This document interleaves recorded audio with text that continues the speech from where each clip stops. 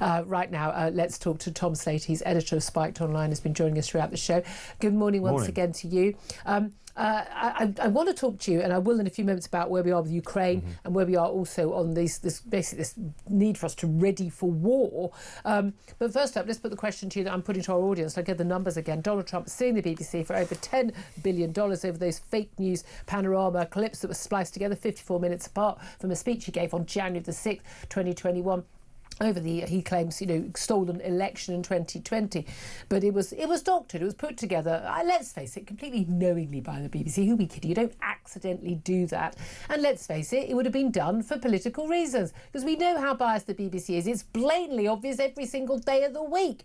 I want to know what your reaction is to that, though. Should Donald Trump be suing, given that it's any cost of it, whether it's settlement, whether it's just lawyers' fees, whether it is a payout to Donald Trump? It's all going to come out of your and my back pockets. What's your reaction? What do you think? Give us a call, 0344 499 1000. Text the word talk in your message to 87222. Get in touch with us on X at TalkTV, and calls are charged at the national rate. Text cost $1, standard network rate message. So, Tom, is Donald Trump banged to rights for suing the BBC, and should they fight it?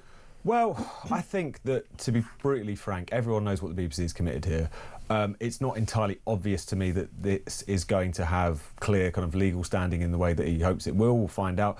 But it's also probably the case that it's more the threat of litigation rather than the litigation itself, which is the aim here. There's been various other cases with American domestic broadcasters where the lawsuit is basically the opening salvo towards, hopefully, from his perspective, a payout. A settlement. Exactly, a settlement. So it's one of those things where I think the BBC are banged to rights. Do I want taxpayers' money, licence fee payers' money to line the pockets of someone who, quite frankly, doesn't necessarily need the money? Well, that's irrelevant, though. I mean, billionaires are just as much entitled to sue when people lie about them. In fact, they're the only people able to, because if you lie about poor people, they can't afford to sue. What would be ideal is if there had actually been proper accountability begin with. Yes, heads have rolled, but at the same time, does anyone really think that there's been the kind of level of soul searching which would be necessary? And by the way, heads only rolled 6 months later when this story emerged, and I do think it's telling that story only emerged after it became impossible for him to sue. It was genuinely just like a week or two after the statute of limitations on him taking action against this documentary,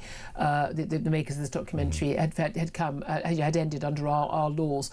I think that is, frankly, fishy in itself. They obviously thought we can get away with letting this out now. Yeah, no, I mean, it's hard not to come to that conclusion, isn't it, given the timing? But, it's one of those things where one is also suspects that this lawsuit will kind of, aside from the rights and wrongs of it, will be kind of grist to the mill of the idea that the BBC are the victims here, and I'd rather that didn't play out. No, that's the thing. I mean, my God, they can always make themselves the story, they can always make themselves the victims. They are the perpetrators in this case. They've been caught banged to rights. It's the fact they genuinely, and if you watch any of the discussions on this on the BBC, and particularly Radio 4, which is the worst offender, utterly delusional. I mean, they genuinely don't think they've done anything wrong, because they're all when you talk about Trump derangements, they really are completely deranged. I get accused of it all the time. I call it as I see it. When the guy does good things, I praise it. When the guy does bad things, I criticise him. For instance, that Rob Reiner post he wrote, which we discussed earlier in the show. One hell of a post. When a man's been murdered, and the man who's been arrested and will likely be charged later today for that murder of him and his wife is his own son, who has had a battle with drug addiction.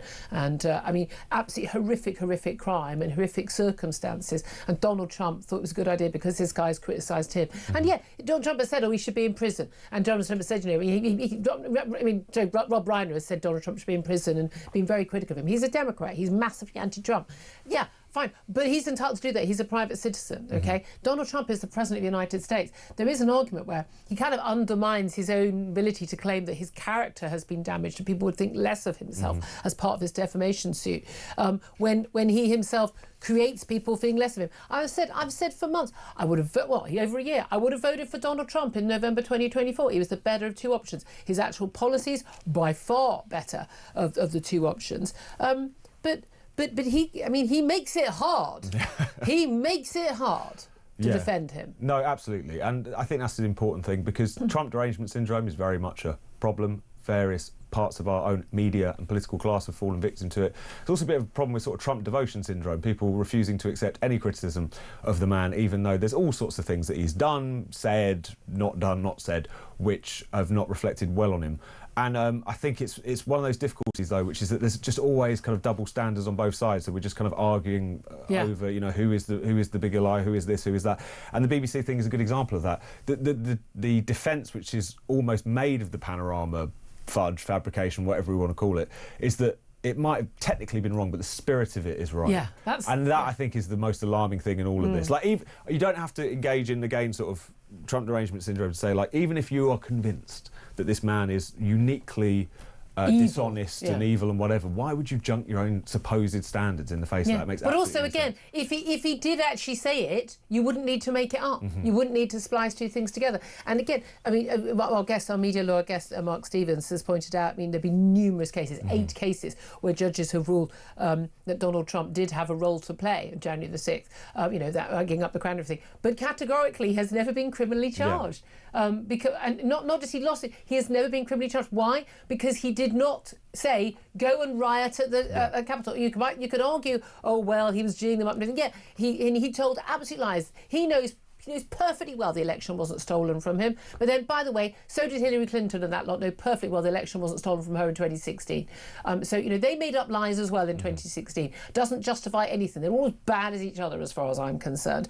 We've got the same people, by the way. Keir Starmer, who says, oh, thinks Donald Trump's awful to have done that.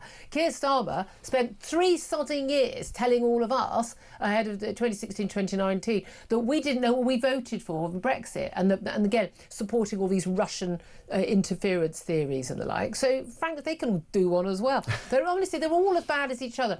And the thing is, you can't criticise someone for doing stuff if you do it yourself. I just don't want to have to pay for it. I want the people who did this to pay for it. I think you should be like, I'm pretty sure I would be liable if I did something like that. You should be. Don't. It's a really, really easy way. I've never been sued for libel. I've never lost an Ofcom complaint. Never lost an IPSO complaint on newspapers. Never. No, you know why? Because I check my facts. Because I'm a journalist. I've had training and I do the job properly. And if you don't say things that are untrue or against the law, you don't actually have any problems. Now, my thing is always that, you know, if I'm going to be forced by Ofcom lunatics to say that I believe that a man is a woman, well, I'd have gone to court over that one quite happily, and I'd have, pretty sure I could have crowdfunded my fees on that one. But that's different. It's really easy not to defame people because you don't say things that aren't true about them. Exactly. It's just that simple. Surely can't be that difficult. No, exactly. Give us a call. I want to hear your thoughts on this. 0344 499 1000. Do you think the BBC should settle, though? Because it would be cheaper for them to settle than to fight the case, unless they can try and get it thrown out of court early on. But I think he'll just keep going, really. Let's talk about the story we were talking about just before the top of the hour. And this is the Armed Forces Chief, Air Chief Marshal Sir Richard Knighton. Now, I hadn't heard of him until yesterday either. I mean, the number of senior military figures we have now, a lot of them have changed in the last year or so. I think we got used to hearing from them, back a few years ago. But we've had again and again and again senior former military figures coming out and speaking about the threat that is posed by Russia, by China, by Islamists, by whoever, and how we need to be getting our act together and spending more. We've had, former defence secretaries like Ben Wallace and others speaking out. And again, like everyone speaks out once they've left government or left office. Now we are seeing more and more and more. We had the former naval chief, the current naval chief the other day. We had MI6 chief yesterday. We also had the Armed Forces chief. He is the chief of the defence staff. He is the most senior military person in the country, giving a speech, Royal United Services Institute, basically saying we need to do more to deter the threat from Russia. It is a real threat, and it's not just about spending a bit more, which we need to spend a lot more. It's also about a whole of society effort, and our sons and daughters, he says, need to be ready to fight. This as we've got peace talks over Ukraine, but I don't think anyone sensible thinks that we're going to come to a deal which means that Russia's going to go, oh, okay, I'll go back. Putin's just going to give up his expansionist aims.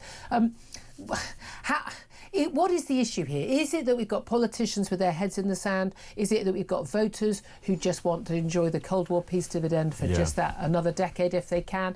Is it that people don't realise what's going on? What's happening? It's probably a mix of all of those things, really, isn't it? I think one of the major reasons that you have had the sort of neglect of defence spending for so long, yes, is the end of the Cold War peace dividend, but there's also, combined with that, the fact that even if in their quiet moments, they would realise, well, this isn't obviously going to last forever. Conflict will return. That is a lesson of history. That it's obviously more politically expedient to spend money in other areas, where it shows more instantly. We don't see the spending. Exactly, and you don't see how necessary defence is until the chips are down, unfortunately. Though, it's not like, you can't just like pop to Sainsbury's and get a pint of milk. You can't just like pop out and get yourself an aircraft carrier. You have to order these things and wait for them to be built, and they take years. Absolutely. So it's one of those things where it's unfortunately hasn't been within politicians' interest to look at this. Also, this is the thing about kind of NATO, which is it's become almost a disincentive for various countries other than America to invest in their own defence, because of the fact that they knew they had backup, the fact that you had various European countries which weren't even making the previous paltry 2% of GDP Germany contribution. It's a kind of interesting way in which that was just entirely outsourced, not really thought about. One of the kind of perverse effects of that whole arrangement in many respects. Now you've got a situation where you've got military chiefs or influential people trying to kind of harry the government by kind of ramping up the rhetoric, but it's just quite clear that the penny hasn't dropped with the government, that this is something that they need to prioritise, even though they formally promised to do so, but they're just not. But again, this is perhaps more something that perhaps the Tories would have felt more comfortable with, but everyone's been happy to enjoy this peace dividend. And again, in Germany, for years enjoyed the peace dividend. And if you're not spending, very much at all on your defences, and you're just expecting the French and the British and the Americans to come to your defence, and again, a lot of people very happy with the Germans not having a large military for many years after given what happened in the Second World War. But the reality is, all that money could be spent on healthcare and education and infrastructure. But I don't think we have any choice. And again, I always get messages saying, you're such a warmonger, you're such a warmonger. I'm not a warmonger. I want to avoid war. I absolutely want, my sons and daughters, our sons and daughters to go to war. I've got 4 young nephews, aged under 5. Do I think it's safe that in the next 20 years they won't be going to war? No, I don't. They're exactly the sort of young men who'll be sent to war in the next goodness how many years. We need to start preparing. We need to start being willing. We need to start there's a reason why Finland has a huge reserve army. There's a reason why the Poles are spending a fortune on defence, and the Latvians and the Estonians and the Lithuanians. Why? Because they get it, because they're on the border and they've been invaded before and they know what it's like. And I think it was really interesting what our military historian Elliot Wilson said. Was that people think, they're not going to roll their tanks over, are they? Of course they're not. We're an island. Even Adolf Hitler wasn't able to invade our island, but my God, he did a lot of damage. To Britain. I mean, we still find every now and then. I mean, we're looking across to the East End, across the river here from our studio. They're still finding bombs from the Second World War in the East End, the devastation that caused, and the damage to our economy, which we were still paying off, decades later. But also, crucially, there are many other ways to fight wars now. You don't have to send your men over the channel. Yeah, no, exactly. And the cyber attacks, the kind of low-level warfare that we kind of talk about, all of these things are kind of ushering us into a whole new era. They can bring our country to an absolute halt. Exactly. With cyber warfare. So these are things that clearly the game has changed. You don't necessarily need to believe that Russia is on the verge of trying to conquer half of Europe to recognise that national defence is important. Yeah. One of the things that I think is slightly undervalued in the whole question of Ukraine going forward in terms of its own security is that basically the primary security guarantee that Ukraine could ever enjoy is a well-funded and very solid domestic military force. Similarly, it doesn't matter how far away a conflict is. If you're a state that wishes to continue to survive, you need to hope for the best and prepare for the worst. That's just kind of common sense. That's just how it works. And as you say, it's not about wanting to kind of ramp these things up, which is why I think sometimes some of the rhetoric about we're going to go to war with Russia tomorrow is not necessarily useful, because it can kind of feed into that kind of sense that it's an inevitability or whatever. But that being said, on its own terms, is defence important? Absolutely. Has it been neglected? Absolutely. Are the politicians going to do anything about it? Probably not. No, they are not. No one's going to get elected on that. We're going to go to war. I mean, that's the whole point. You should prepare, as you say, not to go to war. Let's also talk about where we are. Well, we are at war with the Islamist fascism, because they declared war on us. We don't have a choice. Sorry about that, folks, but they've been at war with us for quite a long time. 2001, 9/11. We had 2005, 7/7 here in the UK. We've had numerous attacks since. Now the attacks have been very much focused recently, the last couple of years, obviously on Jews. But they're, globalise the Intifada ain't just about the Jews. It's about everybody. And when you see people marching on on the streets and pro-Palestinian marches saying globalised intifada. This is what it means. It means people being slaughtered en masse at a Jewish Hanukkah festival on the beach in Bondi Beach. And that's literally what it means. The Australian authorities are facing lots of questions about why the father and son, this is Sajid and Naveed Akram, perhaps were not basically being monitored more closely. Turns out the son, Naveed, who is 24, his father died. Good. His son has just come out of a coma. He was critical injuries in hospital, and that he had links with ISIS, that an ISIS flag was found in a car in Bondi Beach along with improvised explosive devices, that he had been influenced by Islamic State ideology. He'd been investigated by Australian authorities some 6 years ago. There's now evidence that both father and son travelled to the Philippines, and it's thought they may have attended a military training camp. That's not known yet, but why else were you randomly in the Philippines? Didn't travel with his wife and or his mum. Travelled just the two of them.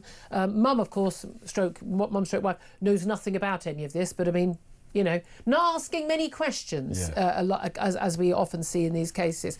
But we got, once again, same as we've had with so many cases here in the UK. These people are known to security services. They are not the complete, we had no idea. It's like this, there's those kids in the long leather coats who go and shoot up schools in America. We had no idea. He kept himself quiet. He never spoke to anyone, didn't have any friends and stayed at home. Yeah, those are the ones you have to worry about. Quite, and I think it's a reminder that even though at times like this you often hear the standard kind of responses, be vigilant, in societies which have been far from vigilant to this particular threat, the old saw of known to the security services is something that you almost hear every time there is an attack. I think there's barely been any that someone has come out of the blue. Clear blue. It just doesn't happen. And obviously, there's civil liberties concerns. You can't just run a police state because you're trying to keep on top of people who want to get rid of They'd like to. Freedoms. It's one of the. But at the same time, I refuse to believe that more can't be done to catch these people. Digital ID. Hi, Tony Blair, if you're watching. I always like to put it, digital ID, that's the answer. If only we had digital ID. We need a bit more of a kind of whole society response, though, as well, I think. The way in which,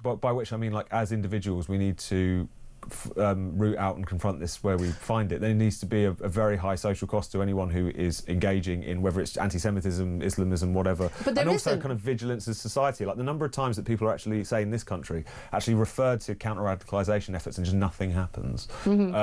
Is telling of how unserious we are about this particular threat. I don't know. We say we are, the authorities are. I mean, again, we've seen even when, Axel Rudikabana, he had he wasn't a terrorist thing, but he just had rice in, just an explosive device, a poison, a toxin, and he had an Al-Qaeda manual. I mean, but absolutely not in any way a threat to anybody. I mean, this is the thing, it keeps happening. It's again and again and again. We're just used to it.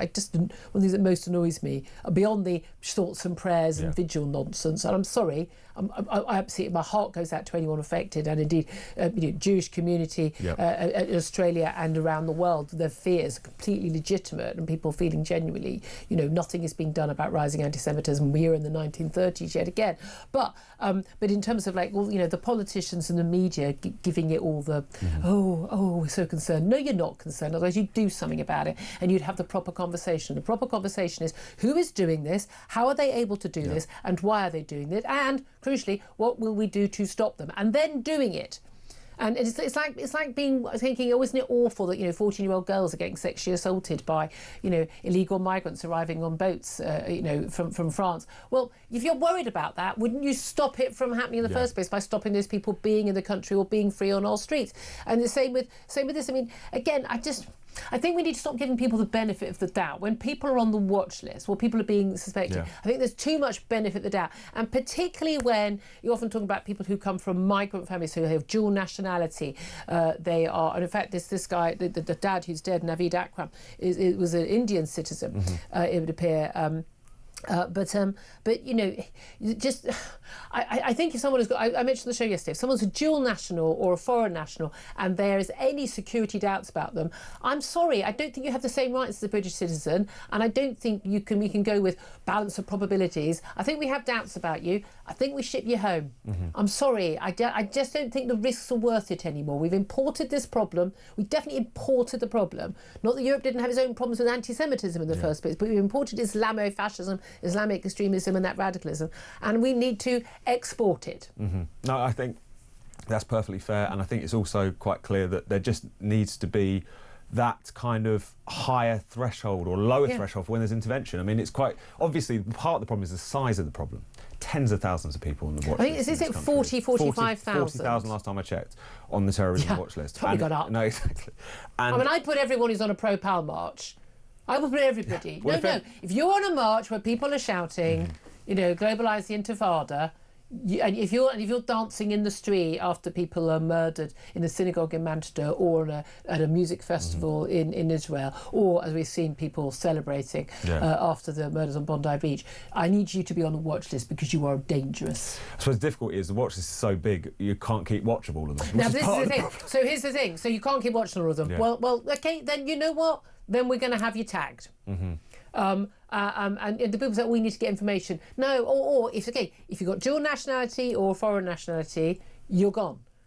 If there have been enough concerns raised, in the same way, you can't get into America or lots of other countries. You know, they have to. If they can just say no, I don't think so. You haven't got any rights. If you're not a citizen of this country, okay, we're not going to imprison you. We just don't want you here. You're not our problem. I really think we need to get to that point. I really, really do. No, I think people are demanding action. I think the other thing is that we're kind of at the beginning of this. It's ridiculous to say, but given that we've had more than 2 decades of dealing with this threat, I mean, on our streets, but we've got to get to the point where people realise, both in society but in the political class more pertinently, that this is an imminent danger. This isn't something you can brush off. This isn't something that is one threat amongst many. No, this is the threat. 94% of all terror-related deaths in this country since 1999 are Islamist terrorism. If you remove the Islamist factor, we would have a fraction of the terror. And it's a matter of luck that some of these cases are not big. It's a matter of luck that what happened at Heaton Park Synagogue wasn't on a bigger scale. It's a matter of luck. There are cases all the time. I mean, I just think, people need to be ousted from the country. But I also think, here's the thing, we talk about whole society. We also need Muslim so-called self-appointed community leaders. If you are not speaking out on this, I don't mean your average Muslim person going about living their daily lives, same way I think people of other religions are going about living their daily lives. I mean, if you think you're a leader and you're not just openly the usual platitude nonsense about we condemn these killings. No, you need to be speaking about this in the mosques. You need to be speaking about this at community forums, and you need to be speaking about countering anti-Semitism, countering this Islamic ideology. This is going on online. It's going on in the mosques. It's going on in the schools. We need to root it out. And if you're not speaking out about it, you're part of the problem. I'm sorry, it's as simple as that. Because if this was happening in the middle-class white women atheist community, I would speak out about it. And it's difficult because at times like this, there will be the quote-unquote community leaders who will come back and put out a statement and say we condemn extremism. It's got to go further than that. You've got to work out where this is coming from, what particular what scriptural things do need to be repudiated. Perfectly frank, what trends within society need to be faced down. You cannot have a situation. If we're going to have a conversation about countering extremism, then mosques in the country should be places in which that is stamped out rather than where it is encouraged. Exactly. And this is something that we're. And if you're not going to stamp it out, then we close you down. I'm sorry. There's no other institution that would be allowed to fester such a dangerous. Again, this isn't about freedom of speech. Your freedom of speech does not extend to, racial and religious hatred and furthering an ideology which basically wants to kill pretty much everybody in the West. Sorry, that's not how. I know you're a free speech absolutist. I ain't.